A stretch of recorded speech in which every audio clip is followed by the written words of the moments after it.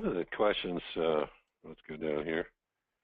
We'll come back to the agenda, but there's, one of the great barriers of entry for us or for anyone that's promoting a risk-based approach is getting more than just that analyst where the person has been trained. It's kind of get that organizational commitment to take a risk-based approach.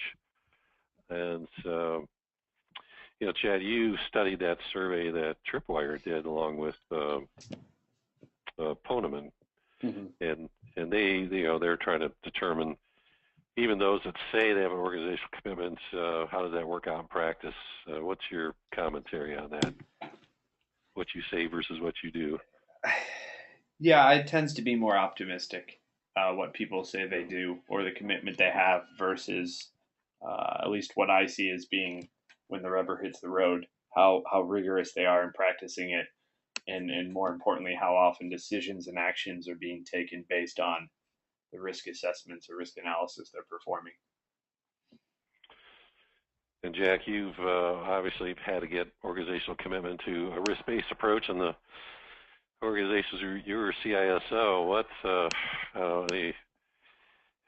little short commentary on some of your experience there? Entertain us. Part of the problem, I think, with quote-unquote getting commitment to a risk-based approach is, people,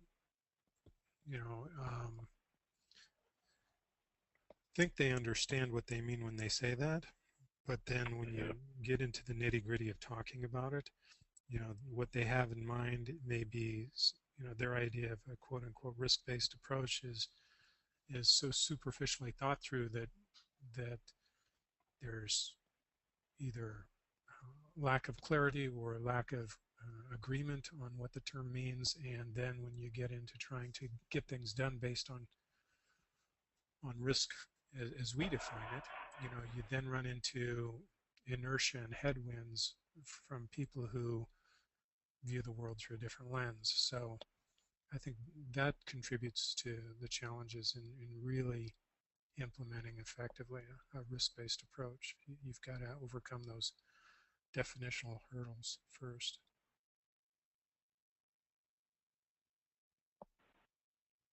Mike, we lost you. Sorry. See, that's a good purpose for having video, huh? See my lips moving and see no audio? So anyway, I just got a comment that your audio was too low, Jack, that they're being encouraged to get closer to the mic. Well, short of eating it, I'm not going to be any closer. All right, get excited. Is it any better now? Yeah, I actually noticed a few decibel difference. Okay.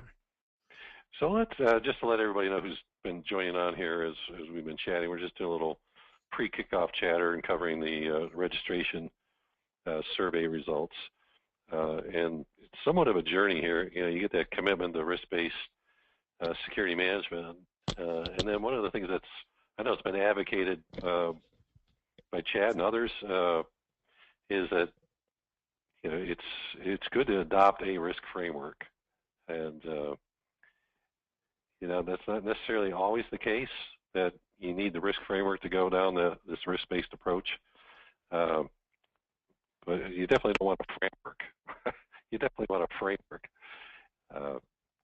What's your experience there, Jack? What's the necessity of adopting one of these risk frameworks in your path to executing on risk-based security management?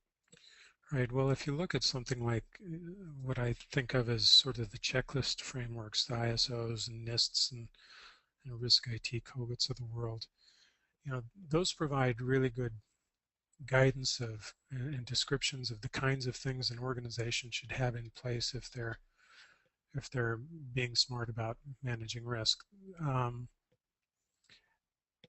That said, they stop short of actually really effectively enabling an organization to manage risk. This is our point of view at any rate, because they don't really help you measure it, right?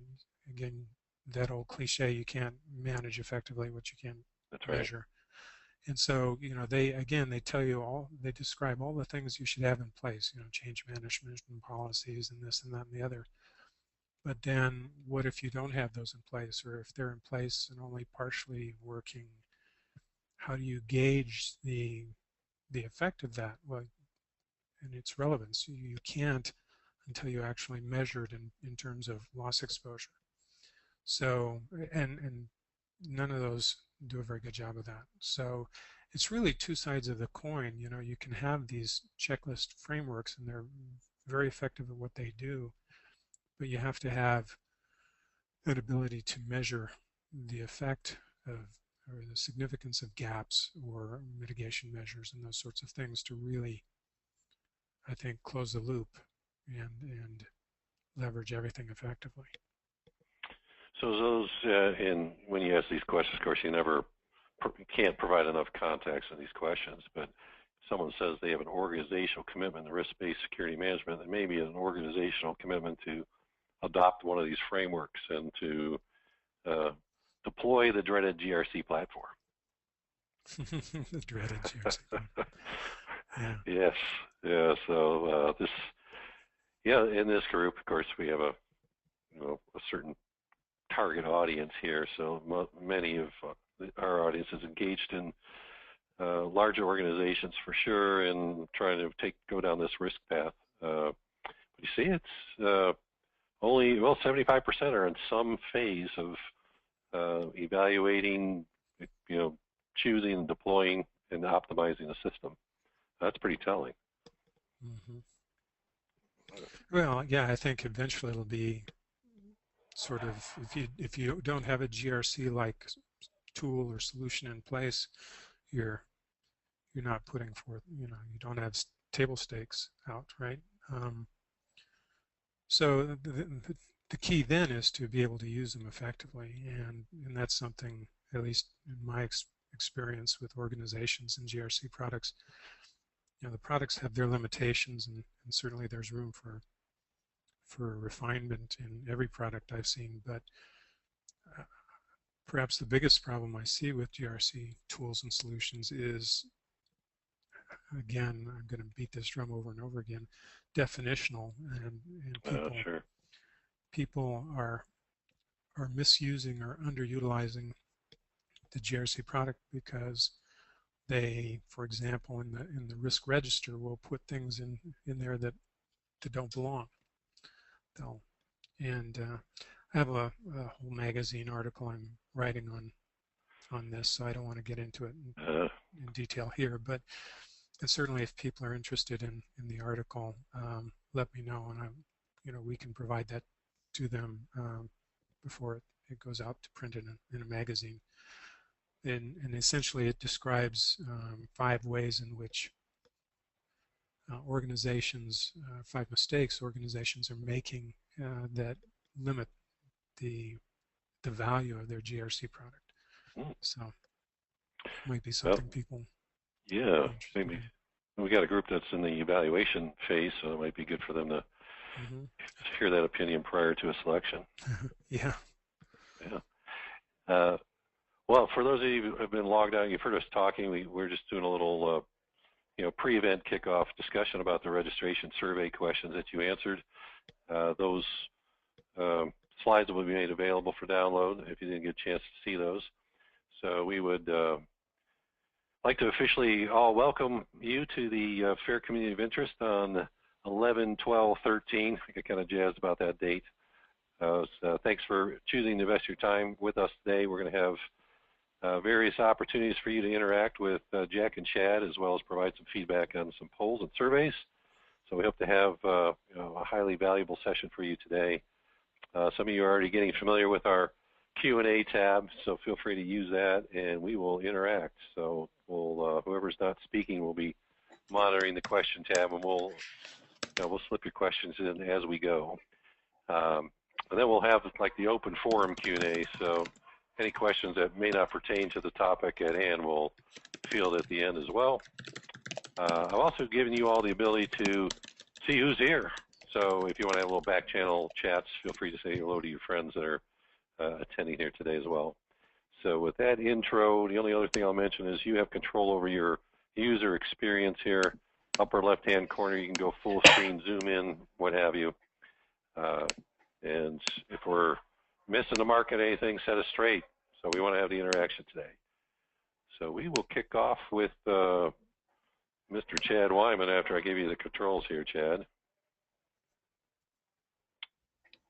I assume everybody is familiar with Chad and Jack, so we're not kind of skipping the formal introduction phase here. There we go. There we go. Waiting for where did my pop-up go here? There we go. Show my screen. Mike, we're going to get away from seeing you on video probably. All right, everybody. So what I want to do today is bring some people up to date on some really exciting news if you haven't been hearing about it. But I think we got a poll on this, but I'm kind of curious how many of you out there are already recipients of our CXOWARE FAIR Analyst certification. It's been out there for a number of years. We've had a lot of people. All right, so we got quite a majority. Yes, look at that. Wow, that's fun to watch update in real time. So we have quite a few people out there that have that current certification. The really exciting news just came up in October at the London Open Group Conference is we finally launched what is being called the Open Group Open FAIR Risk Certification Program. So this has been efforts from Jack and myself as long as a working group within the Open Group for the past year, actually, bringing this to life here. And it's a really great new certification that's coming from the Open Group, an international standards body. It's a really great opportunity here for a new certification that is based on fair and quantitative risk. All right. Along with that, too, just for people who aren't aware, and there's some information there on the URL if you go look there. But 2 standards were also published in the Open Group. And those are obviously based on FAIR, and they're the Open Risk Taxonomy Standard and the Open Risk Analysis Standard. Okay. So not only did we launch the certification in London, but these 2 standards were also published and officially released. Now, the big question I know a lot of you have asked, and because I'm in charge of the training program, I've gotten plenty of emails on this, and I'm finally answering it today is, what should you be thinking about if you're considering, should I move to the Open Group's new risk certification? Should I keep the CXOWARE one? I have a blog post summarizing it that was published this morning out on CXOWARE.com. It's on the Twitter and LinkedIn as well. Basically, the CXOWARE one is valid. It still is good for the 2 years that it was given, but there is no grandfathering policy into the new Open FAIR certification. That is because the body of knowledge around that certification that the working group created is bigger than that of what we had. But it's definitely something everybody should consider. It's a really good certification. It's got a great organization standing behind it. And the biggest thing I wanted to talk about is this event that we're going to be hosting that is, I think, something I wanted to make sure we brought up today within this the virtual community of interest. For all of those that are certified, if you're not certified and you want to learn more about the Open Group Open FAIR certification, please go ahead and shoot me an email. But all those that are certified today, we're going to be hosting a 2-part webinar series. Part 1 is going to be a FAIR refresher. So if you've been certified from us in the past, but you haven't really used FAIR as much as you thought and you'd like to get a refresher, you can go ahead and join that open one. It's optional. Get a free FAIR refresher on some key concepts, the taxonomy, measurement, all of that, and we'll cover that. Part 2 is where we're going to talk about all of that extension. So that body of knowledge that is in the Open FAIR certification, the new certification, we're going to be going over all of the material that wasn't covered as part of our certification program. It isn't too much. We're going to cover it in that webinar, and what that's going to allow you to do is really very quickly grasp the extra knowledge you may need to go ahead and take on that Open FAIR certification exam. As part of that, the Open Group, and I notice Jim Haitala is on the attendee list here. So in a second, Mike, if we can unmute Jim, just to make sure there's nothing I'm forgetting. But the one thing I want to thank the Open Group for is to help sponsor this event to try to, really encourage our current certified professionals to get this new certification. The Open Group, for everybody who attends the webinar, is going to be providing as a sponsor 50% off an exam voucher for that new Open FAIR certification exam. So keep an eye, details, dates, and all that we're still ironing out, but it will be posted at CXOWARE.com. So if you follow our blog, it'll be on LinkedIn within the FAIR support community. It'll also be on the Twitter as well. If we can unmute Jim Haitala, and assuming he's free to talk, I want to make sure there's nothing I'm forgetting to talk about with that. Chad, just a note there is certification really wouldn't have happened without Jim Haitala's no, absolutely not. leadership and drive. So he's really the one that approached us on it. So it was, kudos to Jim and the open group. Something else, Chad, just to let you know, when we were filling out the poll, we weren't able to see your slides, so the poll sort of takes over the screen. And you noticed some sort of link on one of your first slides. I think we should go back and make sure that. Sure. So everybody can see my slides now. All right. Right there. So there we go. Okay. There's the link, and we'll make sure to post it in the chat window there so that they can. Okay. I'll post it in the chat window so they can link to it later. But it's really just the opengroup.org/certification/openfair. That's the URL. So I have some questions for you here, Chad. Sure. Back to Jim. He's on a internet audio stream, so I'm not sure if he's got a good microphone set up there to speak with us. I'm willing to take a chance and unmute him if he's interested in talking. So here we go, Jim. You're going to be unmuted, and you are now live. And let's see if we can get an audio from Jim. He probably doesn't. He doesn't have a mic, probably. Okay. He's muted. So I appreciate his attendance today. And if you'd like to provide any commentary via the chat, feel free, Jim. Mm-hmm. Questions, Chad, you mentioned the body of knowledge. There's a difference. Can you talk more specifically about that, or generally in terms of percentage difference? How big of a difference is there between the educational content of the original FAIR certification and this one?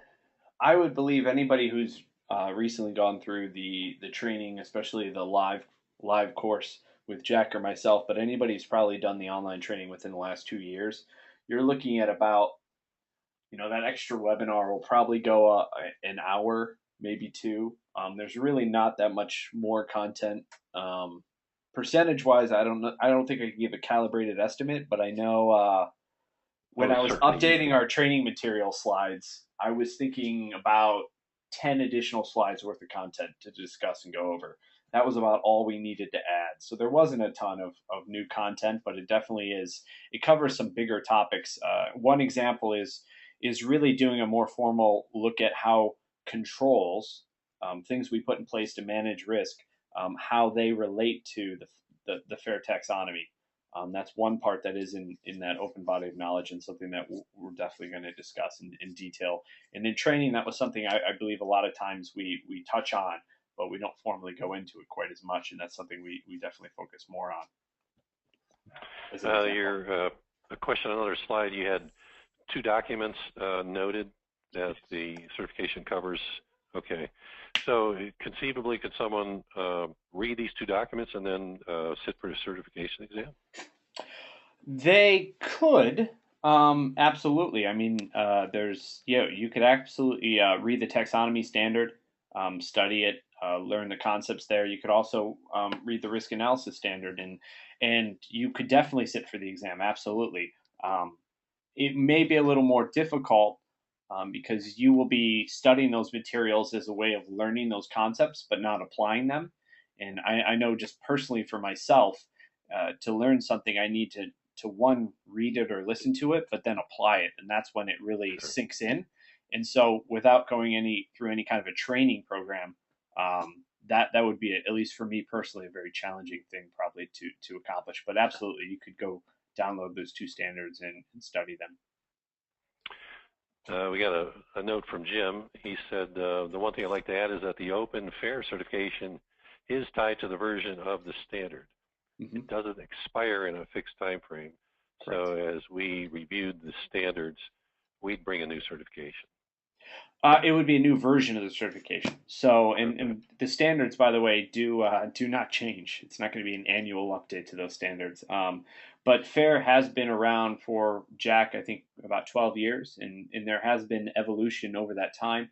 and I would expect there'd be some evolution of it. I don't think anything fundamentally will change, but correct. It's based on the certification doesn't expire like our current certification does. The Open FAIR doesn't expire, has no CPE requirements, which are nice things to have.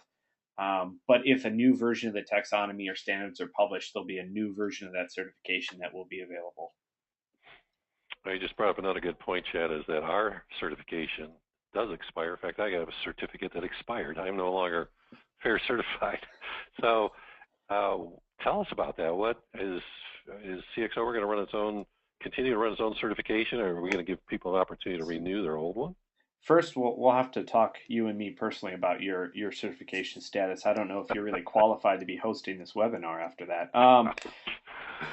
For I'd say about the last 5 months, actually, we haven't been providing our previous exam to anybody to take in preparation for the launch of this new certification. So yeah, we are no longer certifying anybody under the CXOWARE FAIR Analyst certification. We haven't for months. We're not planning on renewing or adding anybody to it. So everybody now is being encouraged heavily from our angle to go and get that open one. I know I've got my certificate already, so for the Open FAIR certification. So. Well, I have Jim dialed in, so now he's live. I just unmuted you, Jim. Welcome to the program. Okay, thanks.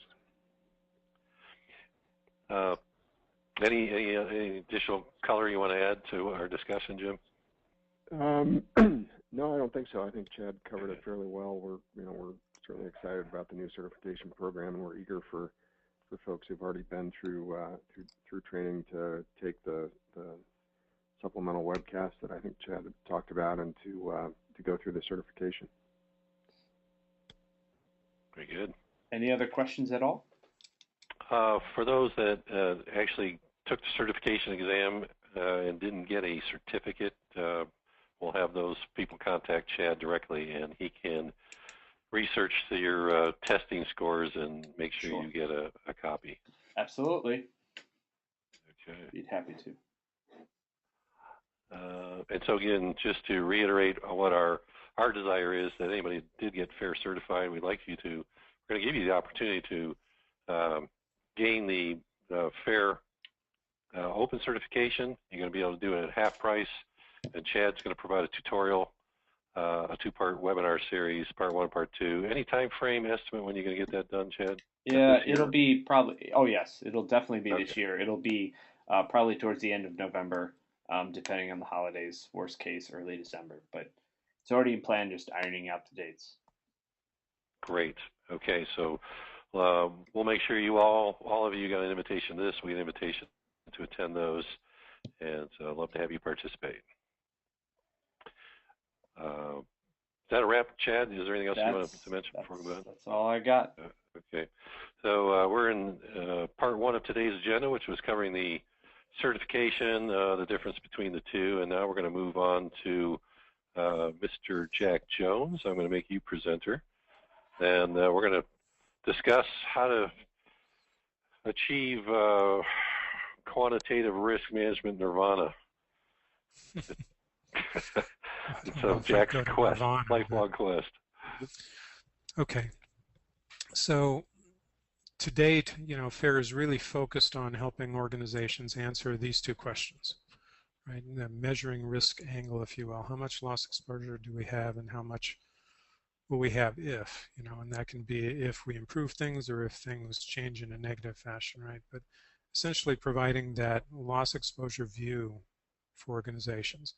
And, in terms of prioritizing, say, the findings from an audit or a security exam or whatever the case may be, that can be extremely helpful to really focus on the things that matter most. And certainly for business cases for technologies or processes or whatever the case may be that an organization thinks they want to employ, it can be very useful to be able to describe the benefit side of that expense in terms of, you know, a change in loss exposure. So again, this is where we've been focusing for years, and we think we've got that down pretty well. But you know, there's more, and there's limitations to this too. So what we've done is we've extended the portfolio, if you will, of questions we want to answer to include where is our risk concentrated, okay, and where's our greatest opportunity for risk reduction. And really, in order to arrive at these two answers to these two questions, you have to be able to see the forest for the trees, right?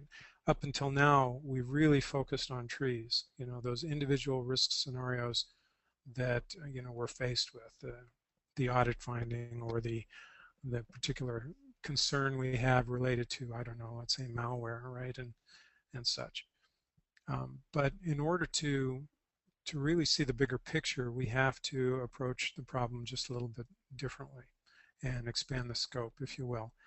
And in order to do that, we've developed and are just about to release into general availability our ThoroughFAIR product. And as with FAIR IQ, it's software as a service. And ThoroughFAIR is a single application that includes both the FAIR IQ module that hopefully a number of you are familiar with and use, and then what we refer to as our cyber risk module. And the cyber risk is, first of all, it's focused purely on information security risk, whereas FAIR IQ, of course, can be used to analyze any form of risk you care to think about. And with that flexibility comes the challenge of really having to know how to apply it, right? How to scope the scenario and such. And so there's some complexity involved in that some people find challenging. Cyber risk abstracts that complexity from the user by being information security focused. And so and we'll get into it a little more deeply in a minute how it does this, but essentially a person using cyber risk doesn't even have to understand FAIR, certainly not in any detail. So it really does simplify the problem for the user. It has a more of a TurboTax-like interface, right? So once the landscape has been scoped, then the application knows what questions to ask and such. So again, the user isn't left to have to figure out what data do I need and that sort of thing. The application guides them through that. As I've said, this really helps us to analyze, if an organization wants to analyze, their entire information security risk landscape, right? They don't have to, you know, pick a single scenario at a time, if you will. And it can analyze scores, hundreds, or even thousands of scenarios. There's, you know, short of computing power, there's no practical limit to the size of the analysis an organization can perform. Now, of course, the larger you scope it, the more work that goes into it in terms of information gathering and such, but that's unavoidable regardless.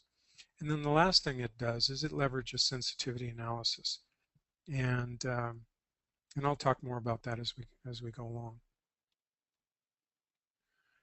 You know, if you're familiar with FAIR IQ, you've seen this output before. This is the results page for a FAIR IQ analysis, and there's a lot of detail on here and a lot of information. And again, if you're trying to understand the significance of a particular scenario, this is great for that. And you know, within that screen, you can focus on certain things like total loss exposure and that sort of thing. You can also use FAIR IQ to do that what-if analysis. You know, one condition versus another. Maybe it's current state versus, well, if we deployed this control, what's that bias from a reduction in loss exposure perspective?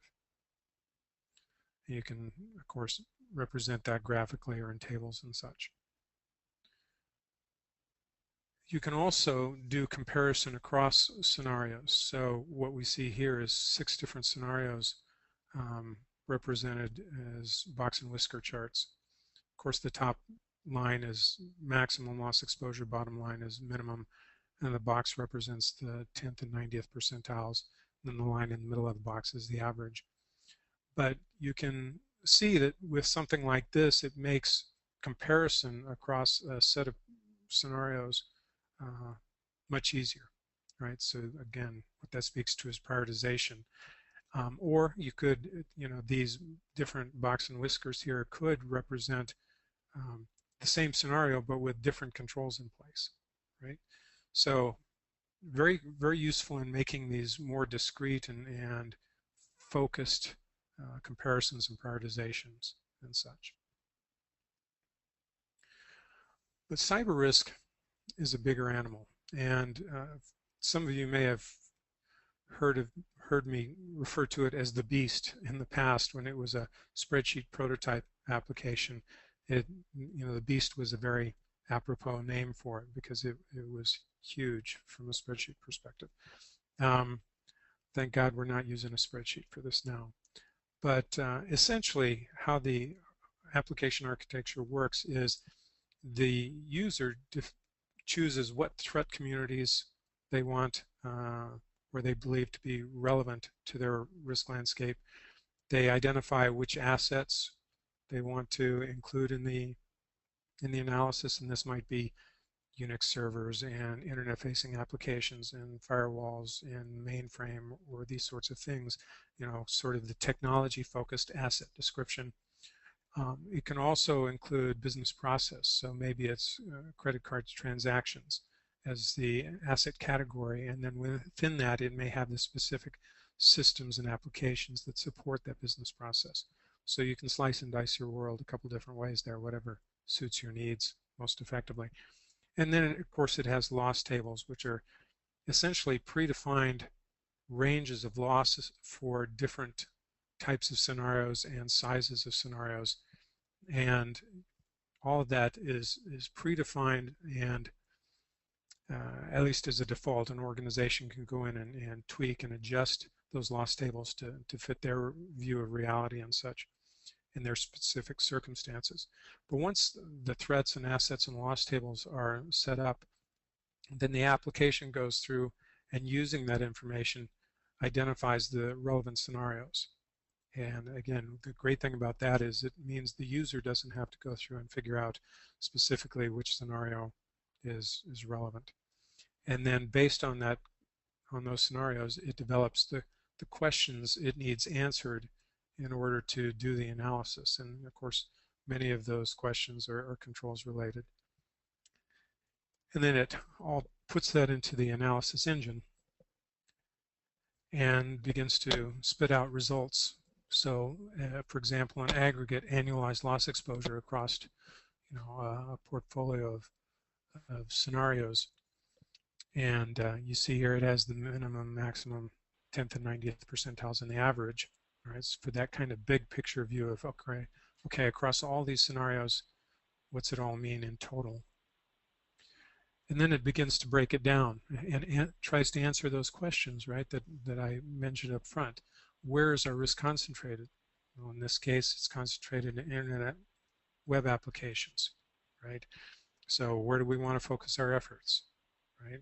Helping us prioritize and build business cases and such. What are the most significant threats to us? Well, in this case, it's cyber criminals and privileged insiders, which probably most people won't find too surprising. But again, it's useful being able to know how much risk these different communities represent, and then of these different threats, how much of that loss exposure is malicious, is related to malicious intent versus human error. And you'd be surprised, or you might not be surprised, how much loss exposure is related to privileged insider error and such. So people sending sensitive information through unencrypted email or losing a laptop or those sorts of things, right? And then, of course, you can break it down by the nature of the event, right? Is it a confidentiality, availability, or integrity sort of event? And then it also begins to tell you, well, where are controls deficient? You know, which control deficiencies are contributing most significantly to these, you know, exposure issues? And what we refer to, in this case, what we refer to as structural integrity, patching, and configuration management is driving most of the loss exposure here.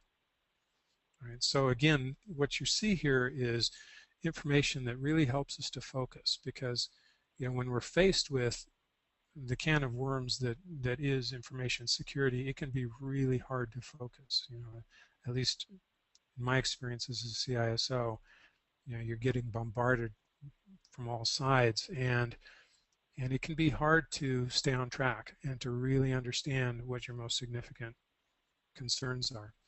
And the other thing I'll point out here too is that when using this application, of course you have to provide the data, you know, up front to do this baseline analysis to give us this picture that you're seeing here.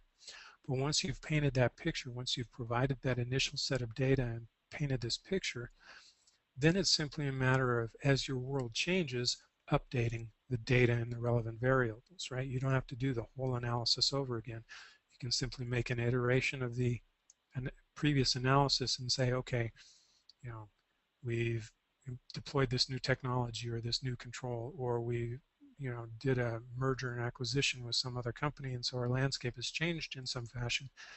You just update the analysis to reflect these changes and rerun it, and you get this picture of, okay, well, here's where we are now. And that may reflect, of course, an improvement if you're deploying new controls, or it may reflect, you know, a degradation and greater loss exposure if, you know, the threat landscape has changed or your surface area has changed in some fashion by adding new technology or whatever the case may be.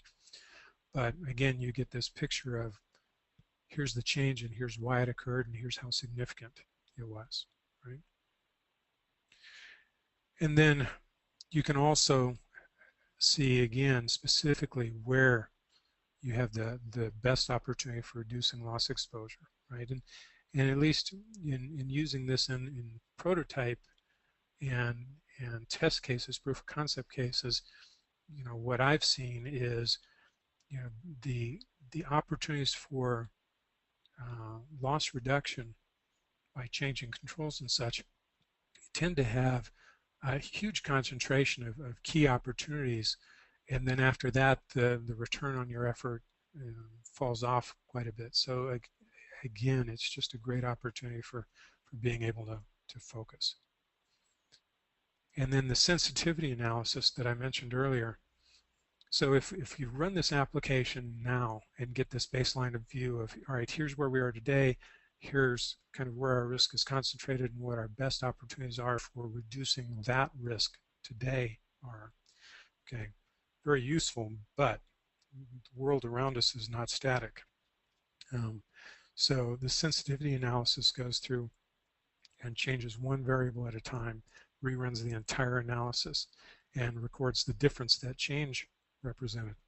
And the notion there being that by going through all these variables, both the threat landscape and the controls and these sorts of things, then what you build is a picture of, all right, where are we sensitive to change? Where are our best opportunities for building robustness, right, into our landscape so that we're not as sensitive to change, at least from a negative perspective, right? What things can we put in place to make us more immune or less susceptible to loss when the threat landscape changes in this fashion or that fashion? So the sensitivity analysis is a big computing resource hog, but it at our end, because it's a software as a service, but it provides this very rich picture of the levers you can pull, or maybe the levers you want to avoid pulling, to really make a difference in kind of a resilience context. And so that is cyber risk. Oops. Really, again, trying to go after all four of these questions to help paint that bigger picture. Mike or Chad, anything to chime in with? Yeah, this is prior to FAIR Cyber, having FAIR IQ, we had some limitations in achieving the answers to these questions on an enterprise scale. Is that? Mm-hmm. Yep. And so really now this is enabling us to realize, I guess, the full benefit or value proposition of taking the a FAIR-based approach.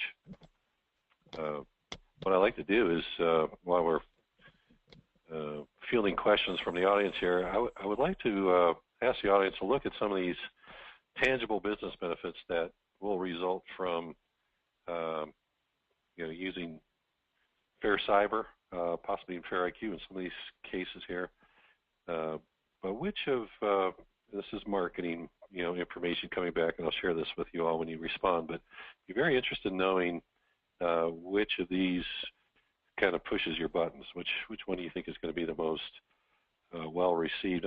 Jack, in your experience, when I know you employed some of FAIR Cyber in your practice as a CISO, was there any of these particular benefits that kind of were realized most often? Well, at least in my experience as a CISO, the two of the biggest challenges come back to prioritization and business case development, right? So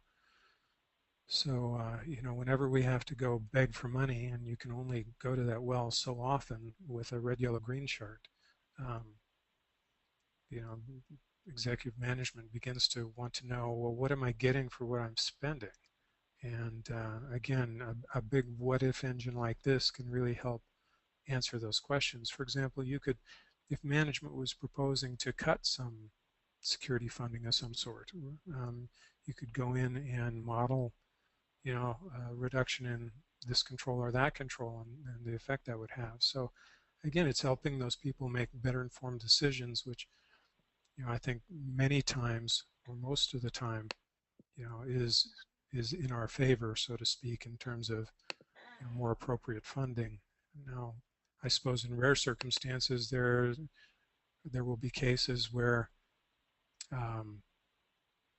a reduction in this control or that control might make perfect sense. For example, in one organization I worked with, when I walked in the door, they had, I forget, something like 150 or 160 SOX-related controls for IT.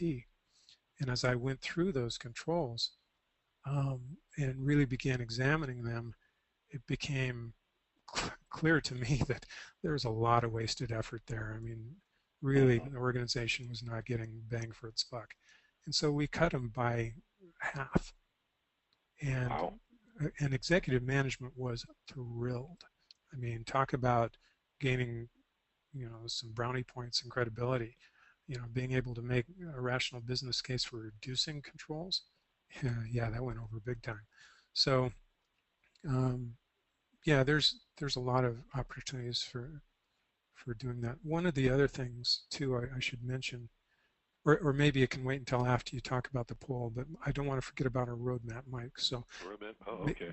Yeah. So why don't you talk about the poll, and then I can dive into that. Well, clearly the prioritization is number one on everybody's list. And if we were to, I guess, flip this around and say, your list today, your 1 through 10 list, is going to dictate spending and be the basis for how you approach management. We need to take care of our top 3 issues. If that list were then put into the lens of its risk reduction value, I know this is hard to estimate, Jack, but just give me your impression of how much do those top 10 lists change once they're put under this new lens, or the output of FAIR Cyber showing those opportunities for risk reduction that may have never even been considered? That's a great question, and really it's going to vary from organization to organization as to how closely aligned the results of a cyber risk analysis would be to what the team has already identified. My expectation is there will be probably quite a bit of alignment, but there might be a surprise or two.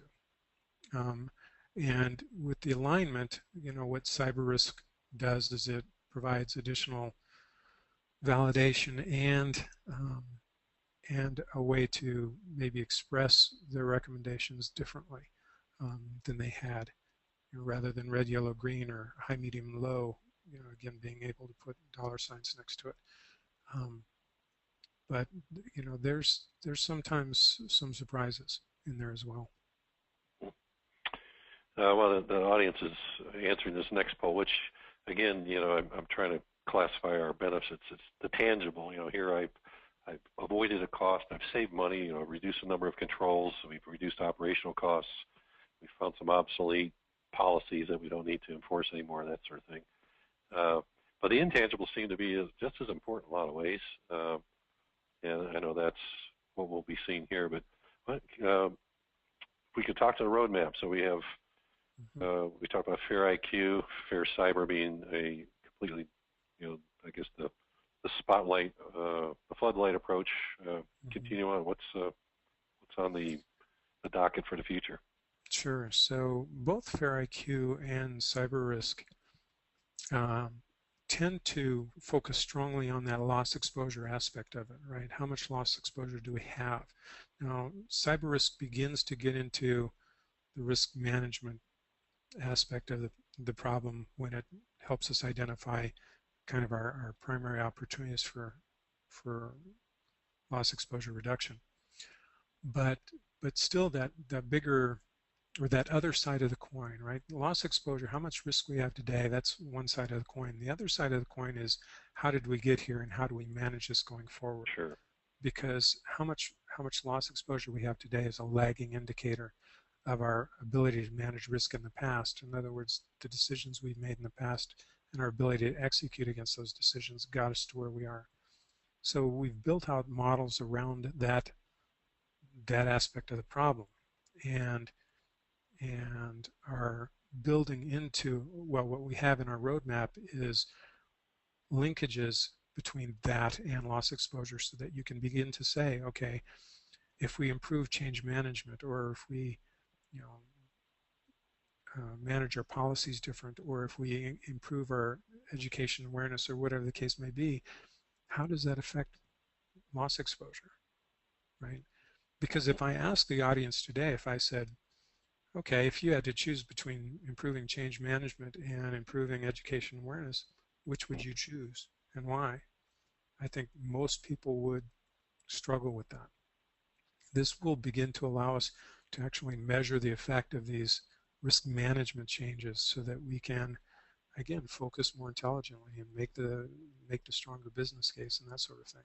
So that's a big part of the roadmap, is building in this risk management view, and it'll be linked to the different frameworks out there. So, for example, ISO and NIST and the FFIEC guidance and PCI and these frameworks that we're familiar with, they will be mapped to these FAIR models, so that if you're using these other frameworks, you can still leverage sort of that comfort level and the information you've got there to help you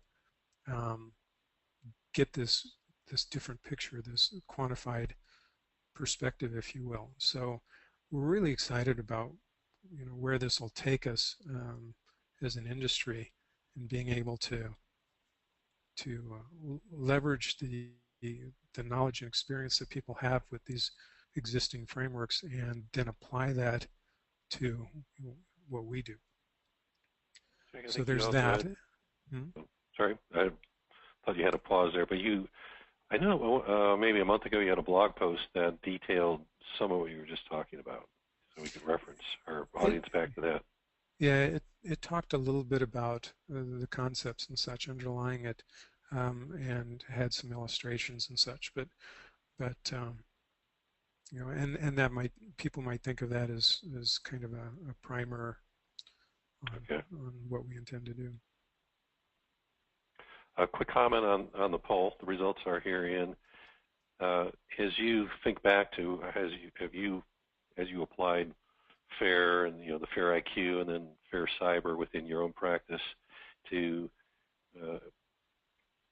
let's comment on having InfoSec better aligned with the business and what that means. When your program is risk focused, how does that then become better aligned with the business? Well, what it really boils down to is better informed decision making, right? Because if we're promoting, some new technology or controls or whatever the case may be from a security perspective, and we're using what I might think of as common practice today, we're a little bit hamstrung in terms of our ability to express the significance or the relevance of whatever we're advocating in terms that the business really understands. When we can express these things in dollars and cents, in business terms, then the business will be making decisions that better align with the things they understand and are trying to deal with. I mean, at the end of the day, something I really hope people understand, at the end of the day, everything we do as an information security professional, really the value proposition is its effect on either the frequency or magnitude of loss. I mean, there isn't anything we do, I don't believe, as an information security professional that doesn't in some fashion link back to the effect on frequency or magnitude of loss. So if we want to establish and communicate a value proposition to these things we do or want to do, then we'd better be able to express it in those terms. And so that's what we're all about is trying to make that happen and enable that. That sounds like a little bit of a challenge, but I think Jack's going to award a $25 Starbucks gift card. Anybody can stump him on it. Name one thing you do that doesn't translate back to affecting. I'll do that. If people want to give that a shot, absolutely. Okay, you're in, huh? Yeah, all right. Yeah, I'm in. Okay. Just to talk more specifically about FAIR Cyber, the application software as a service, in beta today, and slated for general availability on December 9th. So for those of you who have been waiting with bated breath for this, you probably already lined up some sort of follow-up meeting or have actually seen a demo already. For those of you that are, if the timing's right for us to talk about it, go ahead and respond this way. That way I'll know how to follow up with you. And I promise no unsolicited phone calls, so it would be helpful if you actually responded to this. It would save me time of wondering if you're curious. And also, Mike, if people are interested in that article I mentioned earlier about GRC, let me know. We can send that out. Yep. Okay, very good. Yeah, we had a few requests for it. Chad, any questions, any comments?